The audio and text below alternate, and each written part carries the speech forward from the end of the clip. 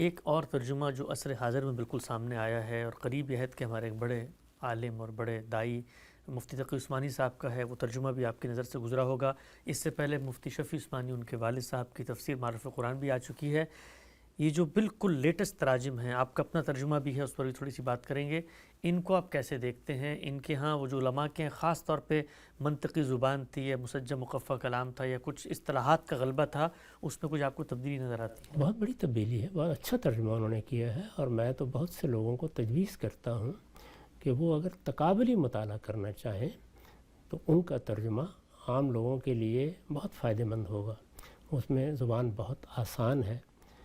ہمارے ہاں جو روایتی تفسیر کا طریقہ ہے اس کو ہی انہوں نے ملحوظ رکھا ہے، لیکن معاصر علم میں جو چیزیں وجود میں آئیں، مثال کے طور پر تدبر قرآن نے جو بعض نئی روایات قائم کی ہیں، یا سید ابواللہ صاحب مودودی نے، ان سے بھی انہوں نے استفادہ کیا ہے، اپنی روایتی تعبیر کے اندر رکھ کر استفادہ کیا ہے۔ وہ اس کے دائرے سے تو باہر نہیں نکلتے، لیکن جو کچھ فائدہ اٹھایا جا سکتا ہے وہ انہوں نے تعصب کے بغیر فائدہ اٹھایا ہے، تو اس لحاظ سے وہ ایک اچھا ترجمہ بن گیا ہے۔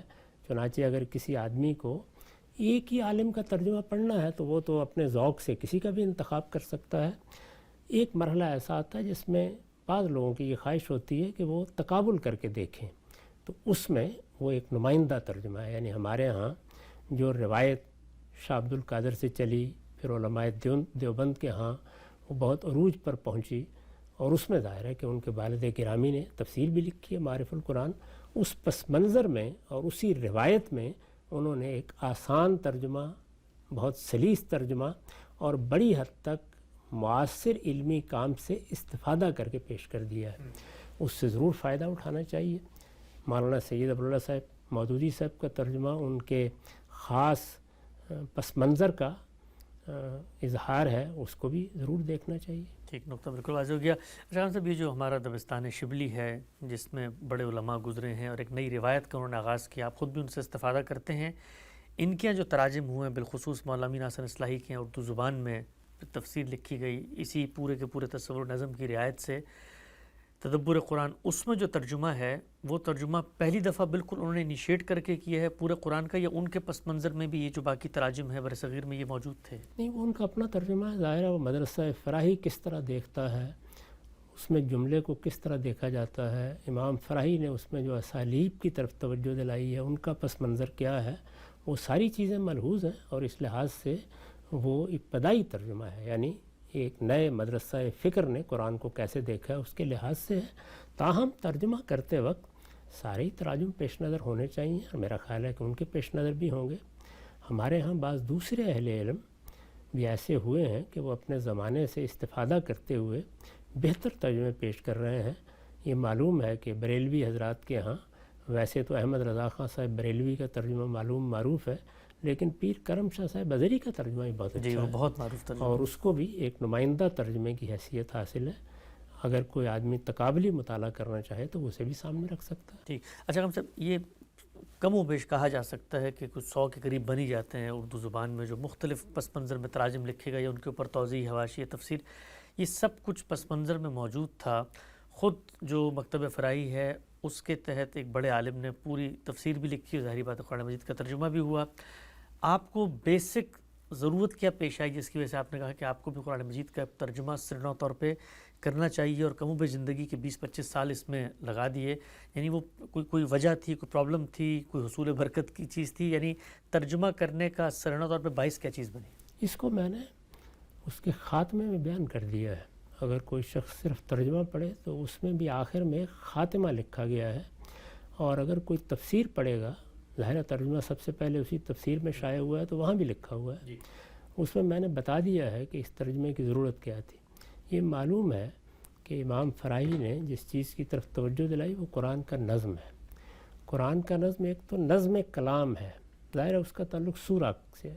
ایک سورہ میں مضمون کس طرح تدریجی ارتقاء سے آگے بڑھتا ہے، سورہ کی اپنی ساخت کس طرح کی بنتی ہے، اس میں مدعا کو ادا کرنے کے کیا اسالیب ہیں، ان کو کس طریقے سے سمجھنا ہے، ایک پیراگراف دوسرے پیراگراف کے ساتھ کس طرح مربوط ہوتا ہے۔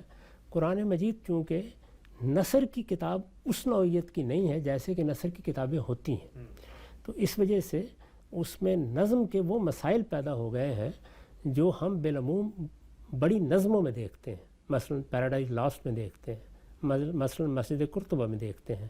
یعنی اس میں ہوتا یہ ہے، یہ چونکہ چنانچہ، یہ اس لیے ہے، یہ اس لیے ہے، اس طرح کی بعض چیزیں omit ہو جاتی ہیں، حذف ہو جاتی ہیں. اس وجہ سے قرآن مجید کا ترجمہ کرتے وقت نظم کو اب کیسے بیان کیا جائے. ہمارے جلیل القدر استاد نے، ان کا آپ نے حوالہ دیا، نظم کے بارے میں تفسیری میں وضاحت کی ہے. یعنی ترجمے میں انہوں نے اس کو نہیں داخل کیا، ترجمہ تو انہوں نے اسی طرح کر دیا ہے جس طرح ہمارے ہاں عام طور پر روایت تھی، لیکن وہ بہرحال ان کا اپنا ترجمہ ہے. نظم کو کیسے ادا کیا، میرے پیش نظر یہ تھا. اب نظم کو ادا کرنے کے لیے یہ ضروری ہے کہ جو پیراگراف کا باہمی ربط ہے، اور جو بعض اوقات ایک ہی جملے میں قرآن مجید طریقہ یا اسلوب اختیار کر لیتا ہے بات کو بیان کرنے کا، اس کو کیسے قاری تک پہنچایا جائے. تو میں نے اسے سامنے رکھ کر یہ ترجمہ کیا ہے، اور کوشش کی ہے کہ وہ بالکل رواں دواں نثر میں اسی طرح اپنا مدعا ادا کر دے جس طرح اس زمانے کے لوگ اب کسی چیز کو پڑھنے کے عادی ہو گئے ہیں. اس میں بھی ظاہر ہے کہ اس بات کی احتیاط تو ضروری تھی کہ زیادہ سے زیادہ الفاظ کے قریب رہا جائے، لیکن وہ چیزیں جو نظم کلام کی رعایت سے جاننی یا سمجھنی ضروری ہوتی ہیں انہیں میں نے قوسین میں بیان کر دیا ہے. اور جملے کے اندر جو چیزیں نحوی لحاظ سے مقدر ہو جاتی ہیں ان کو اس کے بغیر ہی واضح کر دیا ہے. تو اس سے آپ اگر دیکھیں گے، چند اس کے پیراگراف بھی اگر منتخب کر کے پڑھیں گے تو یہ واضح ہو جائے گا کہ وہ کیا ضرورت ہے جسے میں نے پورا کرنے کی کوشش کی ہے. باقی اس میں کامیابی ہوئی ہے یا نہیں ہوئی، یہ فیصلہ تو قارئین کو کرنا ہے. ٹھیک ہے ہم صاحب. اچھا یہ بتائیے گا ہم صاحب، یہ جو قوسین کی آپ نے بات کی، بریکٹس اردو میں قوسین کو کہا جاتا ہے، بریکٹس، تو یہ بتائیے گا کہ یہ ہمیں نظر بھی آتے ہیں پچھلی تراجم میں بھی، لیکن عام طور پہ تصور یہ ہے کہ بریکٹ میں وہ بات لکھی جاتی ہے جو لفظوں میں مثال کے طور پر اس طریقے سے بیان نہیں ہوئی.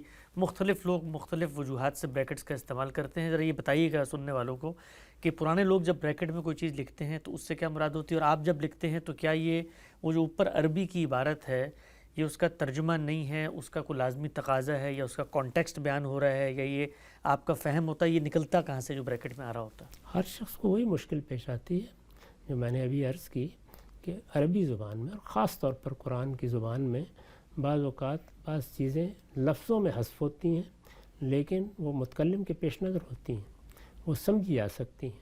عربی زبان کا جاننے والا جانتا ہے کہ یہاں یہ چیز کس طرح محذوف ہو گئی ہے، کیسے مقدر ہو گئی ہے.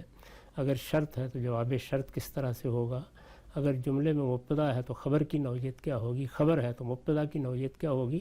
ان چیزوں سے لوگ واقف ہیں. میں نے ان کی ایک پوری فہرست بیان کر دی ہے خاتمے میں کہ کس طرح تعلیل کے رشتے ہیں، تشبیہ کے رشتے ہیں، استدراک کے رشتے ہیں، اسی طرح جملہ ہے معترضہ آ جاتے ہیں.